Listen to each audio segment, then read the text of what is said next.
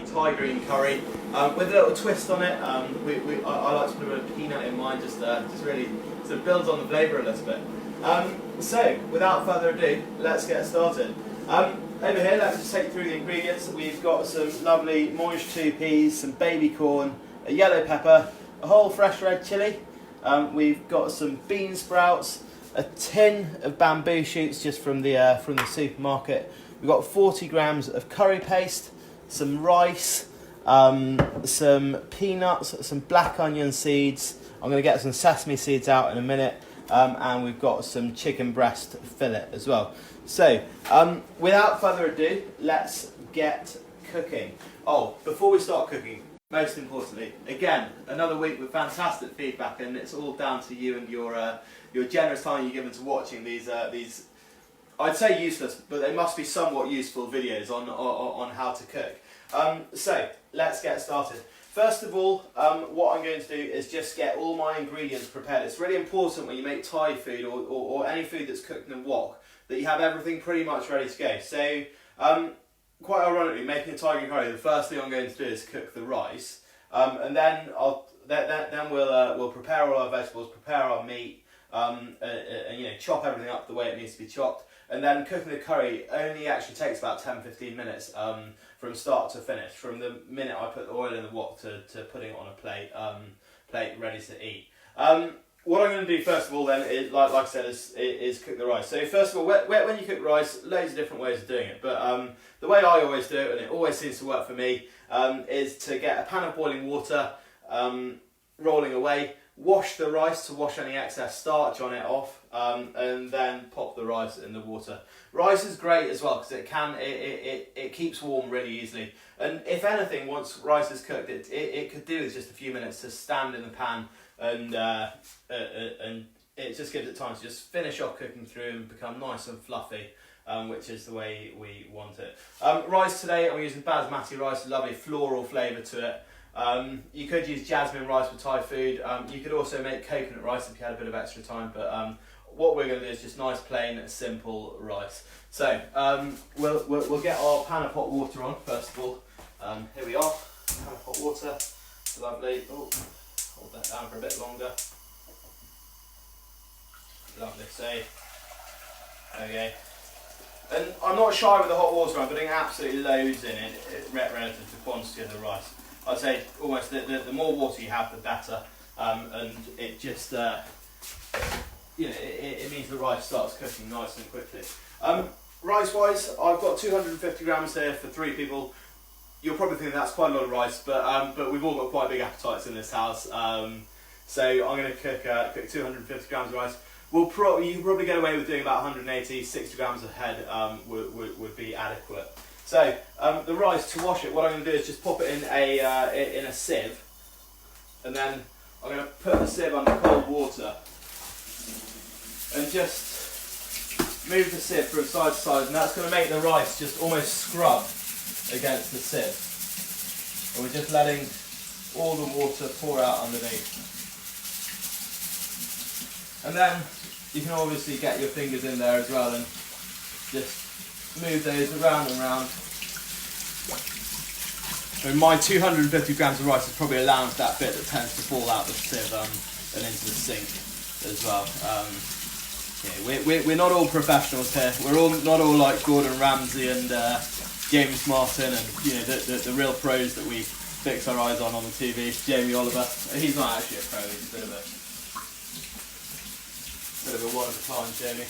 And once the water underneath the rice is running clear, see how that water is nice and clear? That means that the rice is clean, and we can then get that in the water. So there we go, rice,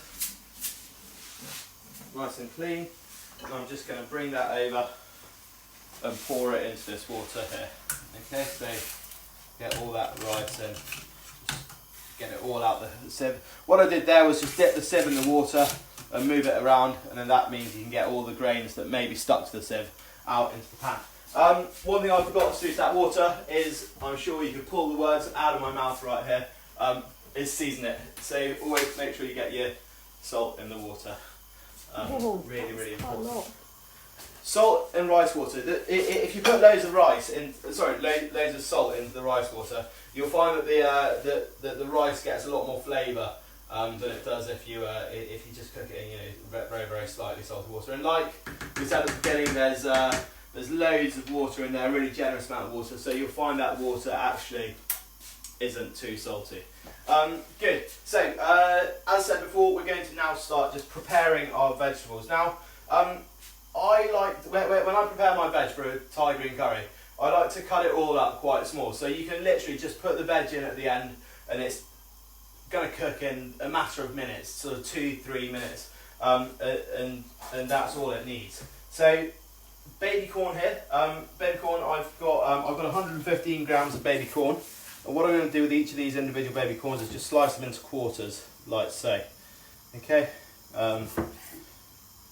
So just go down one way and then the other way as well. Okay, so now if you're not quite so practiced in the knife department as I am, you might want to just leave your rice a little bit before you start cooking it. I need my virtual timer on that rice actually, which I forgot to put on. The rice is going to take about 10 minutes. I'm just going to turn it down. You can probably see right now it's bubbling quite vigorously. I'm just going to turn it down slightly. So about sort of just before 20 past 8, that rice is ready. Munch 2, I'm not going to do much to those. I'm just going to leave them whole.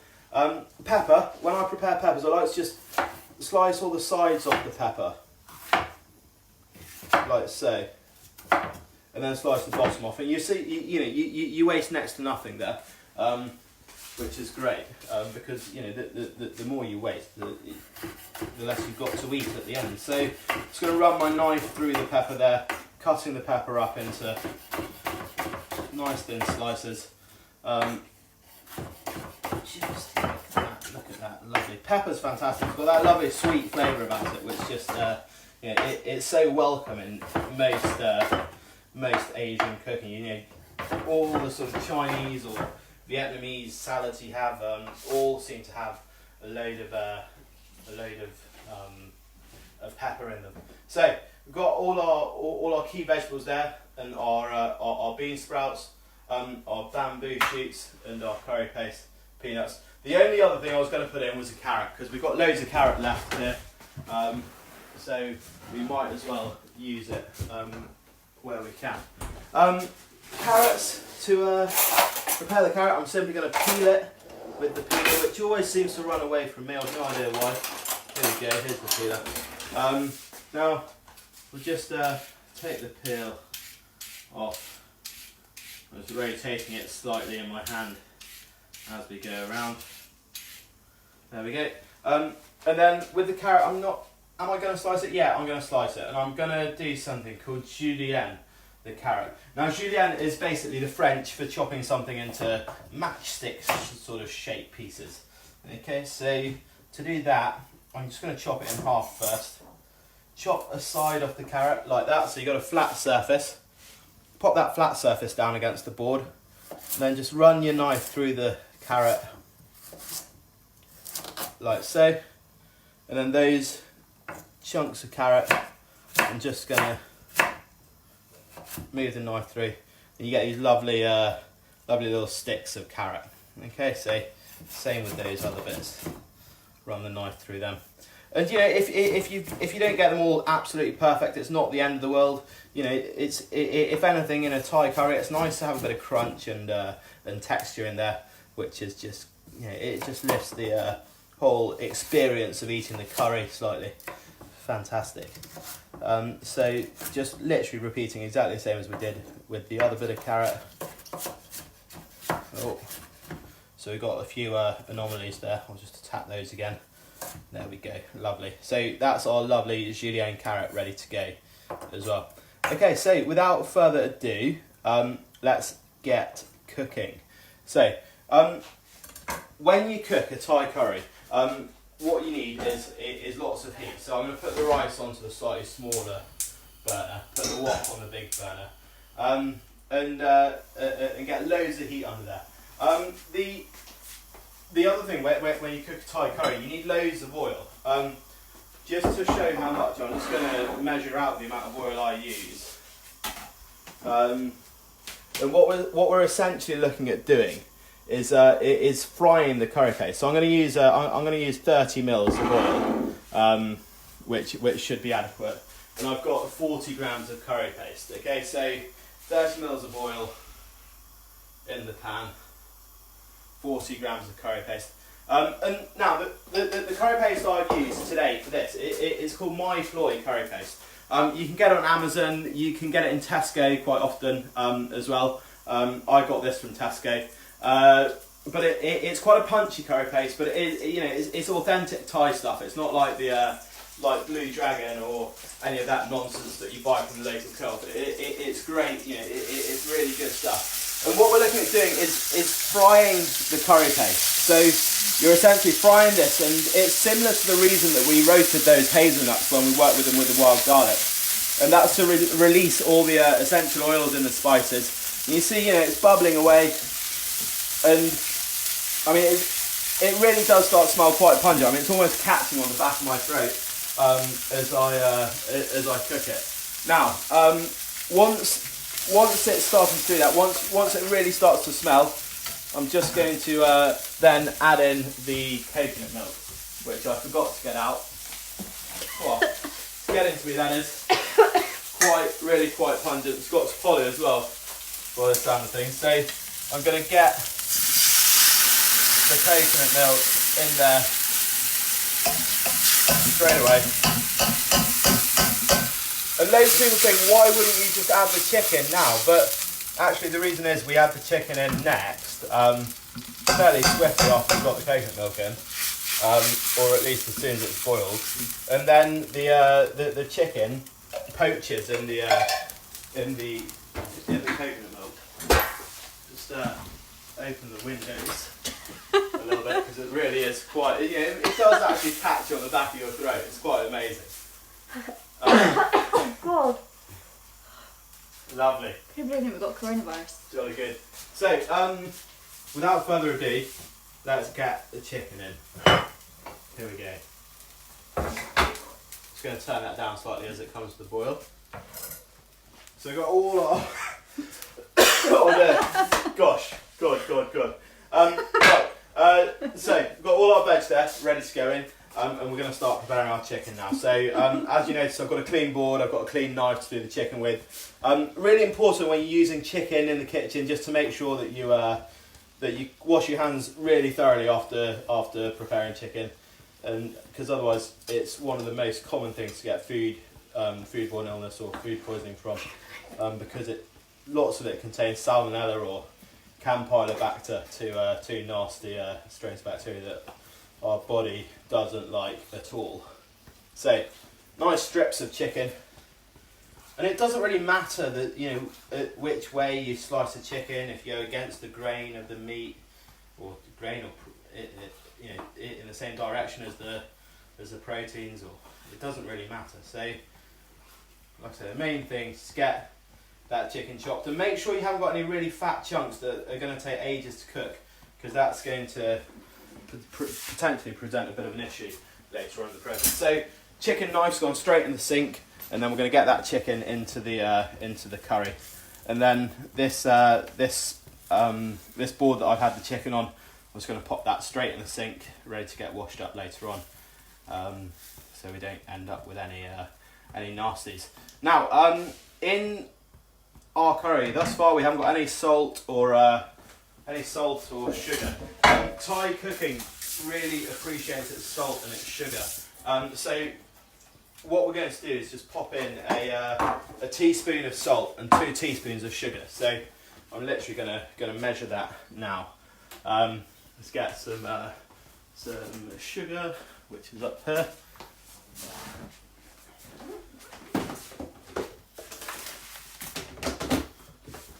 A bit of sugar and a bit of salt as well, which is in one of these cupboards. Here we go. So, like I said, literally one teaspoon of salt. 1 teaspoon of salt, just like that, and 2 teaspoons of sugar. Looking at the clock, it's about 20 past now, so our rice probably won't be too far off. Do you have to stir it? The rice. No, I'm just literally leaving the rice to cook. I'm going to go for 3 teaspoons of sugar. Feeling a bit cheeky tonight. And then the other secret little ingredient of tiger and curry that I like to pop in is just a tiny bit of peanut butter. So here I've just got some lovely Meridian Nature's Energy crunchy peanut butter. I love this stuff because it's got no palm oil in, good for the orangutans, and it's literally just all nuts. So just 1 teaspoon literally of peanut butter, and that goes in the curry like that, and that just lifts the flavour of the toast and gives it that sort of slight nuttiness, which is again a flavour that's commonly associated with Thai food. So we're going to stir our peanut butter in. Lovely, just like that. Stir in the peanut butter and the salt and the sugar as well. Turn that up again. Try and bring this back to the boil. And you can see the chicken's just starting to cook now, which is fantastic. So, the other thing I'm going to... we're just going to check the rice, aren't we? Because that's been on about a good 10 minutes now. Looking at that rice, it looks ready, but always just taste it. Yeah, fantastic. That's ready.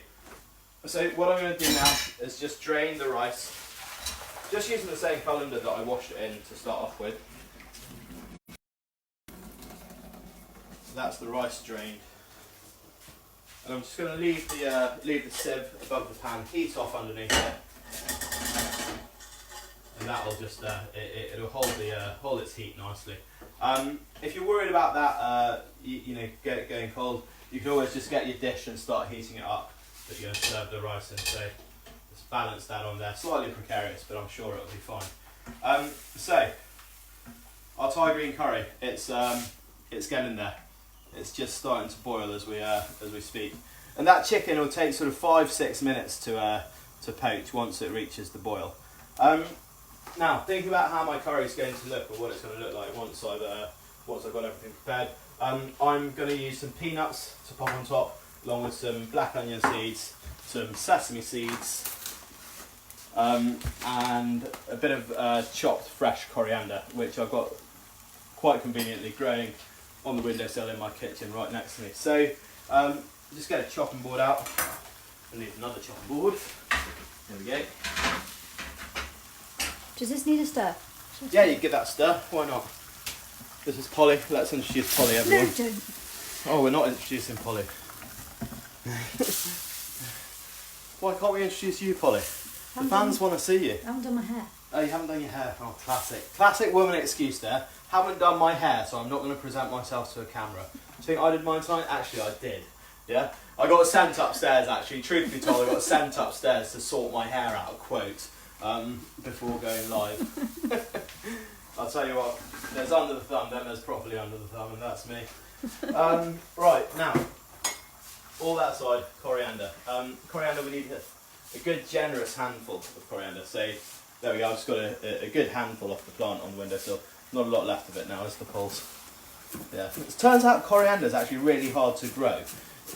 Yeah, we tried it outside for a while, we tried it on the kitchen windowsill. Apparently mum's good at growing it. I mean, that's just classic mum comment, isn't it? Mums can do everything in the garden. In fact, I probably believe that of my mother actually. She's quite a talented gardener, definitely. So, coriander,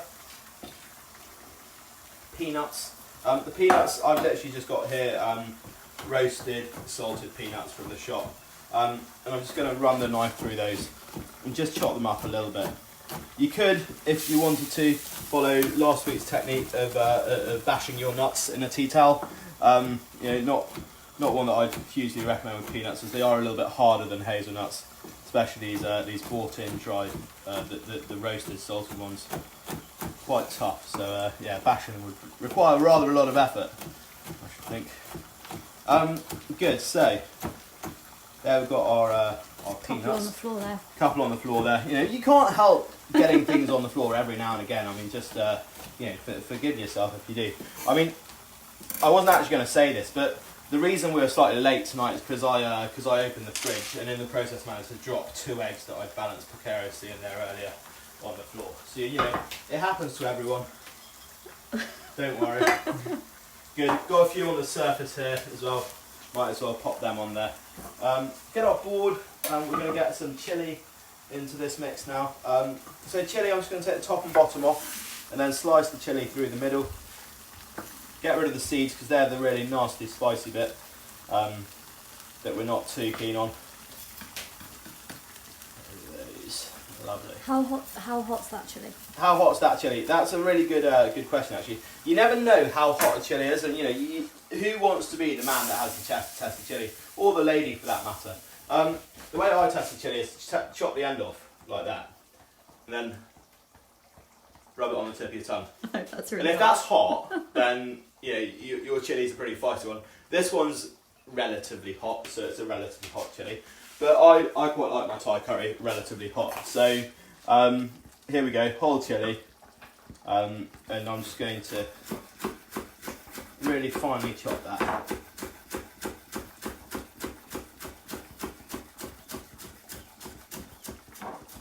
So basically this little plate here is what we're going to sprinkle on the top. Going back to our curry, just briefly, now that chicken is cooked, I'm just going to show you that it's cooked by getting a piece out and cutting it open on the chopping board. You can just slice it in half.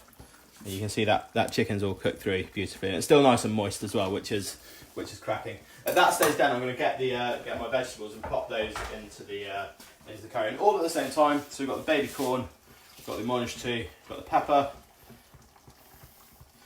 and the carrot. Lovely. So let's get our spoon and just stir those in.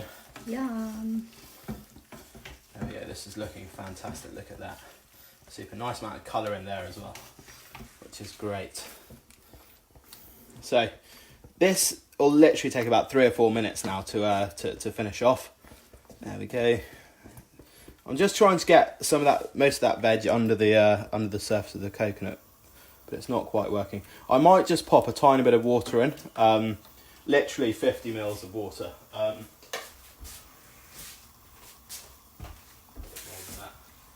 So about 50 mils. Don't put too much water in because it waters down the flavour of the curry. And you know you'll notice we've hardly got any water in there thus far, so that'll be absolutely grand. So there we've got our chicken in the pan, the mange too, the peppers, the carrots, and that's it. We're just going to bring that up to the boil now. If you had something to cover that pan with, that'd be ideal. And luckily I do. Just going to get my chopping board and pop that on top, and that's just going to help the vegetables to steam lightly in the pan. Coming back to our chilli that we're working on over here, the knife hasn't quite gone through the other half, so we'll just repeat that exercise.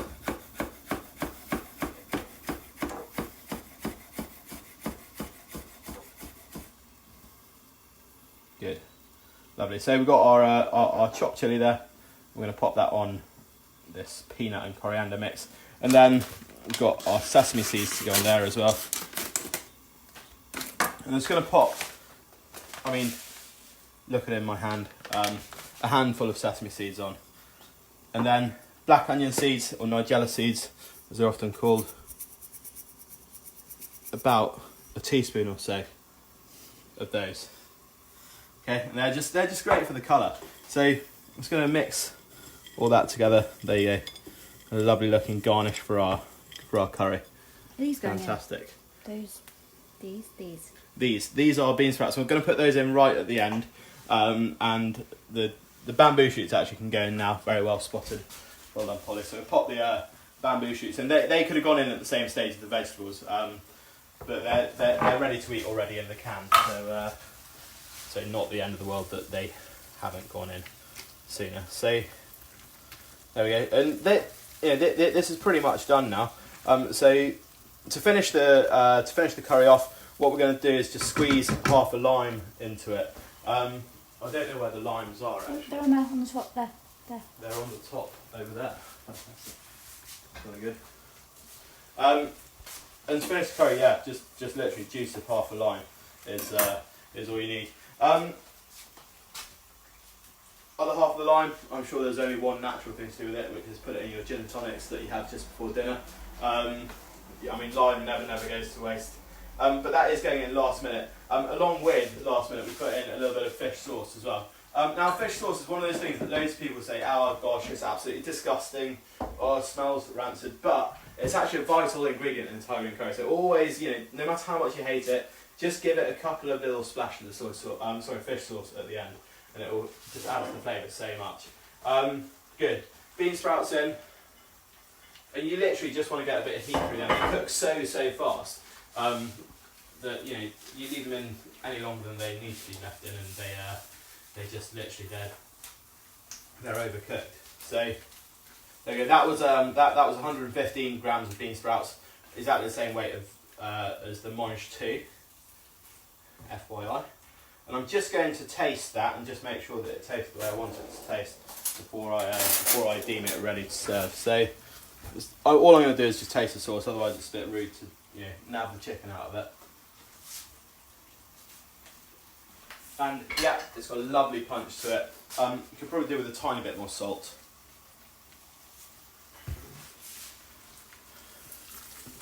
And salt, salt just basically intensifies flavours. Loads of people will say, why don't you salten up your Thai food with a bit of soy sauce? Soy sauce is really, it detracts from the colour of the Thai green curry. It makes the curry all brown. Got a lovely plate of garnish there. I'm just going to get a little bit of that and put it in the wok and stir that through the curry, because it just adds a little bit of texture to the curry sauce. And without further ado, let's add the lime juice. Lovely, so good juice of half a lime, just really squeeze out your fingers. Lovely juicy lime there actually. And then a couple of drops of fish sauce. Fantastic, and this is smelling. I literally can't describe to you, the smells in this kitchen right now are incredible. Thai green curry is just such a lovely aromatic, flavoursome dish. So I'm going to pop this in a nice big serving bowl. There we go. This is a bit risky, but I'm just going to go for it. There we go. Look at that, incredible, super. So just get every last little bit out the wok. And then we'll finish that off with our lovely sprinkle we've got there. The peanuts, the sesame seeds, the Nigella seeds. Fantastic. I mean, Nigella seeds aren't classically Thai, they're probably more Indian. You find them a lot in mango chutneys and stuff. But you can definitely replace those with black sesame seeds if you have some of those. So just filling our bowl up there, nice and warm, ready to serve our rice on. I might just use the tea towel to give that a quick dry off. Dry the plate off, get it looking nice and fresh.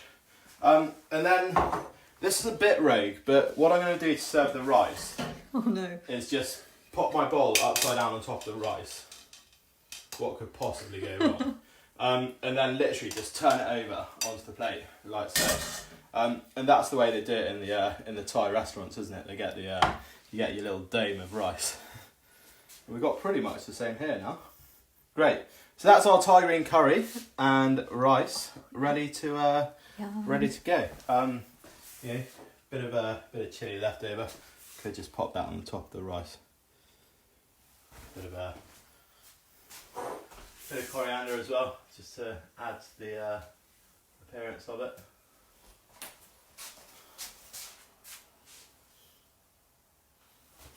Get a little bit more chilli, why not? There we go. That is Thai green curry and rice. Before we go, tonight's tipple to go with our Thai green curry, we have gone for a Sancerre rosé. Why have we gone for a rosé? Because there's not many wines you classically pair with a Thai green curry. And it's been a lovely summer's day today. I mean, it's not really still sunny outside, but rosé is great to be drunk in the sun. Our rosé we've gone for is a Sancerre rosé from Provence, and it is actually it might not be from Provence. It's from the Loire Valley. So it's a Loire Valley Sancerre rosé. Whenever I buy a rosé, I base it on two things. Firstly, the colour of it. I think rosé should always be pale. Otherwise, you find that they're really, really sweet. And dry. So a pale, dry rosé. Provence produces fantastic rosé. The Loire Valley again produces fantastic rosé. And that's really the two things I look for when I buy a rosé. So yeah, a great pairing. A dry rosé is to a lovely, spicy Thai green curry. Thank you very much for watching. Slightly shorter this week at 35 minutes, which I'm sure lots of you will appreciate. And great, I'll see you on Friday. Friday we're going to make kedgeree. No, we're not. We're going to make Scotch eggs on Friday. I just got a really evil look from Polly.